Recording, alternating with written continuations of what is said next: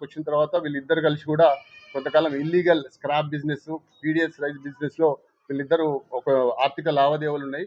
ఆ సందర్భంగా వీళ్ళకు కొంచెం బిజినెస్ ట్రాన్సాక్షన్స్ లో ఒక 11 lakhs రూపీస్ ఎవరైతే ఈ ఫాజిల్ కు ఈ మహబూబ్ ఇవ్వాల్సిన అవసరం ఉండే, దాని మీద ఆయన చాలా లాస్ట్ 2-3 years నుంచి రెగ్యులర్ గా నా 11 lakhs ఇవ్వమని చెప్పినప్పుడల్లా కూడా అతను బెదిరివ్వడం, నేను ఇవ్వకపోవడం, దాన్ని వాయిదా వేయడం, ఆ విధంగా అతన్ని తిట్టడం జరుగుతుందని చెప్పేసి అది మనసులో పెట్టుకొని ఈ ఫాజిల్ ఏం చేసినట్టే ఎట్లాగూ నాకు డబ్బులు ఇస్తలేడు, నన్ను ఇబ్బంది పెడుతున్నాడు, వీళ్ళని చంపాలని ముందే ప్లాన్ చేసుకొని వాళ్ళ అన్న కొడుకు ఎవరైతే జహంగీర్ ఉంటాడో ఆ జహంగీర్కి ఇన్ఫార్మ్ చేయడం జరిగింది.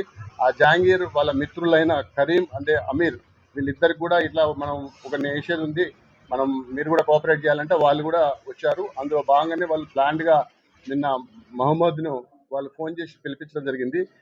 ఫస్ట్ పిలిపించిన తర్వాత ఎల్లమ్మ బండి దగ్గర ఉన్న ఒక ఈద్గా దగ్గర కాసేపు ఈ డబ్బుల గురించి ఆర్గ్యుమెంట్ జరిగింది. ఆ మహమ్మద్ వచ్చినప్పుడు అతనితో పాటు ఇంకొక 2 వ్యక్తులు కూడా వచ్చారు అతనితో పాటు. వాళ్ళ ముగ్గురు వీళ్ళు నలుగురు ఉండే. అక్కడ కొంచెం ఆర్గ్యుమెంట్ జరిగిన తర్వాత ఛాయ్ తాగుదామని చెప్పేసి వాళ్ళు ఆ గుడ్విల్ హోటల్ ముందుకు వచ్చి ఛాయ్ తాగుతున్న క్రమంలో అనుకున్న ప్లాన్ ప్రకారంగా ఫస్ట్ జహాంగీర్ తనతో తెచ్చుకున్న కత్తితోటి ఫస్ట్ ఈ మహమ్మద్ను తల మీద కొట్టడంతో మహమ్మద్ కింద పడిపోయిండు. కింద పడిపోయినాక మిగతా ఈ ఫాజిల్ అండ్ తర్వాత కరీం కూడా వాళ్ళ మీద నైఫ్స్ తోటి అటాక్ చేయడం జరిగింది. ఆ క్రమంలో ఆ మహమ్మద్తో వచ్చిన ఇద్దరు కూడా అక్కడి నుంచి పారిపోవడం జరిగింది.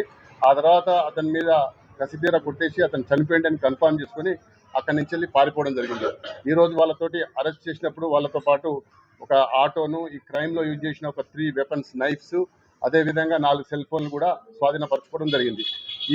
ఇంత తొందరగా దీనిలో పట్టుకోవడంలో మాకు బాగా కోఆపరేట్ చేసిన ఎస్ఓటీ టీంను, అదేవిధంగా లోకల్ పోలీస్ కోఆర్డినేషన్ ఉన్న దాని మీద మా డీసీపీ గారు, మా సిపి గారు వాళ్ళందరినీ కూడా అభినందించడం జరిగింది.